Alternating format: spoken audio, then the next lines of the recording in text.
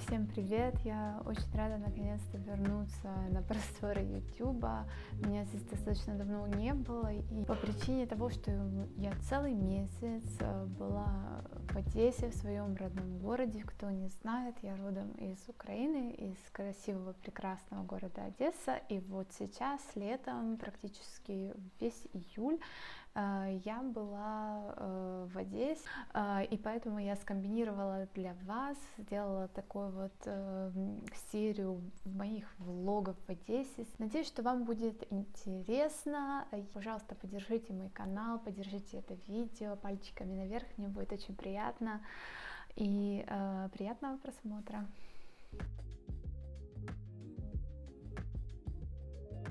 В Одессу были прекрасные самолеты, летали напрямую из Праги и чешскими авиалиниями. Я, как всегда, рассчитывала на то, что я достаточно быстро доберусь и достаточно дешево до Одессы, но, к сожалению, чешские авиалинии сейчас находятся на грани банкротства из-за того, что ковид, из-за того, что у них большие долги, неосуществленные полеты, поэтому, к сожалению, рейс этот отменили, и в целом как бы это направление Одессы они полностью отменили, без возврата денег. Единственные авиалинии, которые мне очень и нравятся, и которые действительно как-то ответственно летают в Одессу, были польские авиалинии, то бишь это было через Варшаву.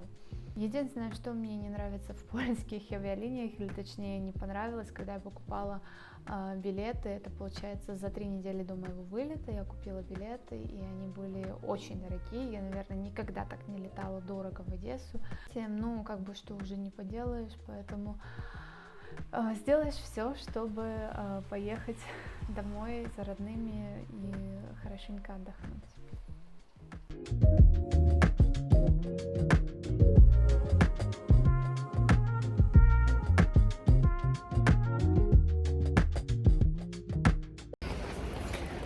Короче, у меня есть 20 минут для того, чтобы пересесть на самолет, пройти границу, паспортный контроль и не умереть. Не работает. Почему оно не работает? Успела я на свой самолет. Сейчас полетим через 20 минут.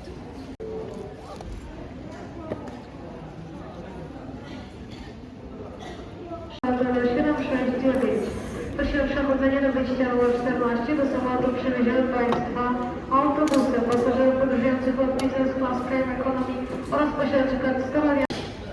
Скажу вам, что очень обидно, когда твой гейт, куда ты летишь, находится рядом с гейтом в Майами и в Нью-Йорк. Я люблю Одессу. Да, я бы была рада попасть в кожу Кевина из «Один дома» и случайно сесть в самолет до Нью-Йорка.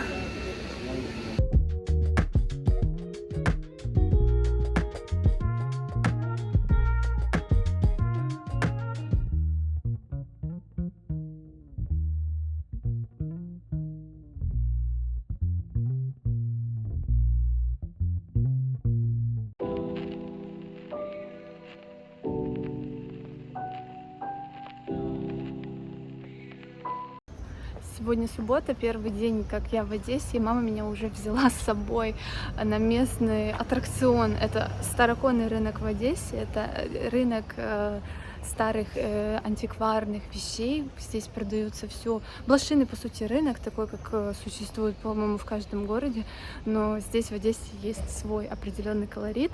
Люди не очень любят, чтобы их снимали, их продукцию, но я постараюсь какими-то моментами сделать вставки, возможно, как-то прокомментирую это. В общем, посмотрим, какие штуки интересные здесь есть.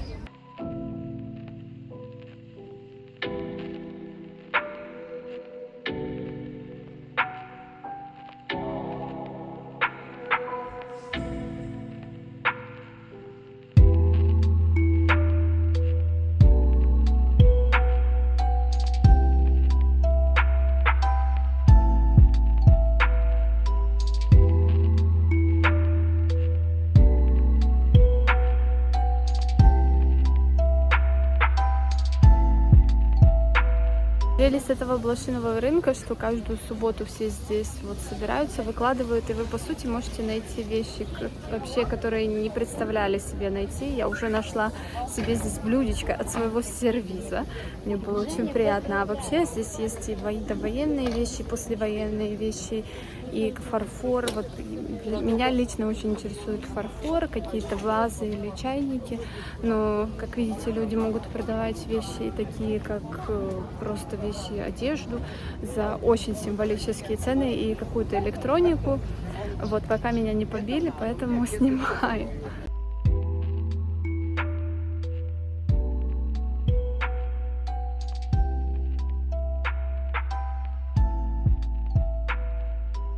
А вот этот сервис почем? 1800. Это с розочкой вот это, Ну да? вы нам еще скажите, как минимально какой опустите? 50 долларов. 50 долларов. Дешевле не будет. 1400. Вот я тут нашла на блошином рынке вот такие ноги, редкие швейные машинки Кайзер. У меня Зингер, и вот мужчина продает вот такие ножки за 220 долларов. В принципе, если купить, можно поставить вот так вот деревянную доску, как это сделала я, и будет, или покрасить, будет очень красиво смотреться. Но 220 долларов это, конечно, дороговато. Не, ну вообще, конечно, Зингер у нас получился бесплатный, а если продают у нас Зингер ноги вот такие обычные за 500 крон, ну то есть за 20 евро, за 20 долларов, да. Да? Да, а это 200 долларов. Ну, продастся. Вот зеркала тоже красивые. Ой, это Дед Мороз из моего детства.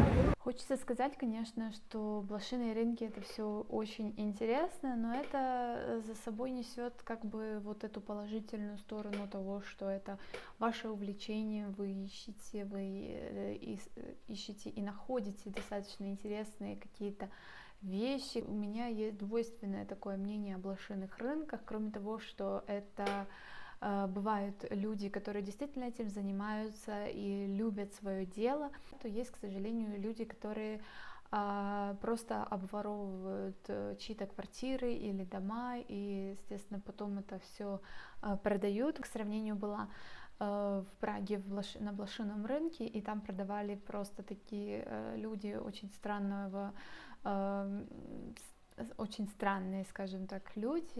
Я никак не могла понять, откуда у таких людей настолько интересные антиквариаты. Мне кажется, что они к ним достались не очень законным путем. Да, зеркала красивые. Что это такое? Это фарфор китайский? Ну, А как ты понимаешь? ну вот смотри, Что там? он просвечивает, Вот да, это это порцелан, тонкий, да. да, это видишь, да, китайские иероглифы. И сколько такая, интересно, стоит? Не. Это 150. Это 100. А вот эти почем? Одна осталась. А вот эти? Эти по 100. Это чашечка с блюдечком или? Осталась.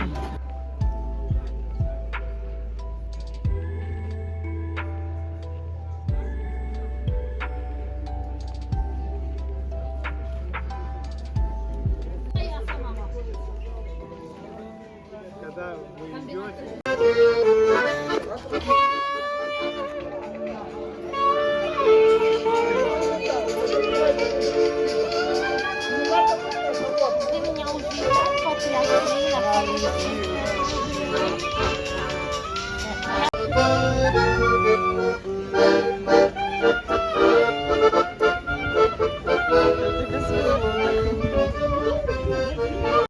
Вот это был он, местный еврейский одесский колорит.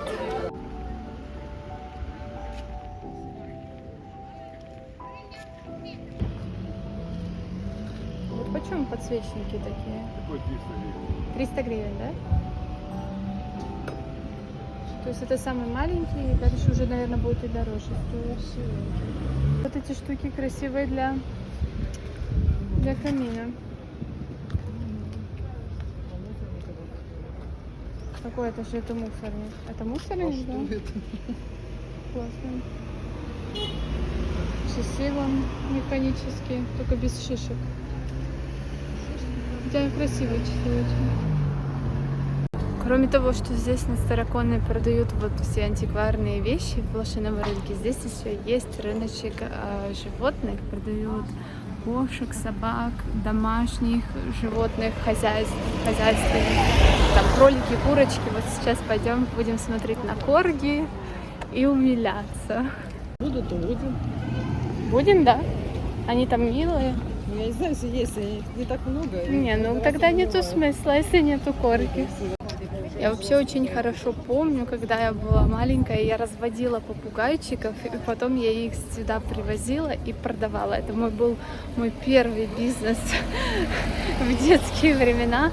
Вот. И здесь у меня всегда был мужчина, который у меня этих маленьких птенчиков покупал. Это были мои такие вот заработанные личные деньги. Боже. Жаркаем.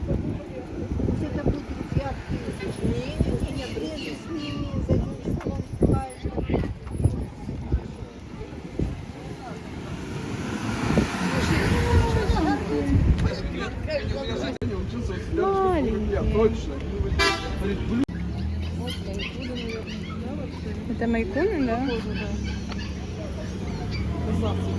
Ой, да, красиво. Уши у него вообще огонь. Ой, какой ты большой. Шикарно. А сколько сейчас майкуны какие стоят? Вот рыжие. 500, да?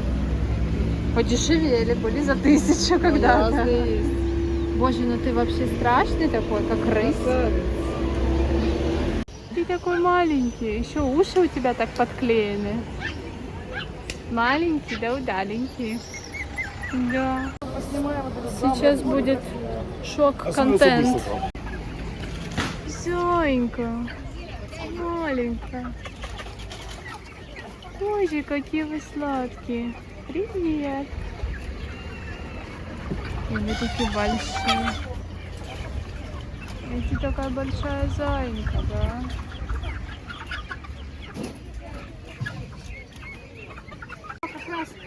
Боже. Всем полная понимала.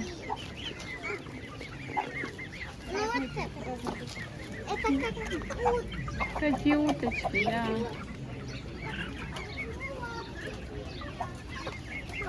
Ну и вы красавцы.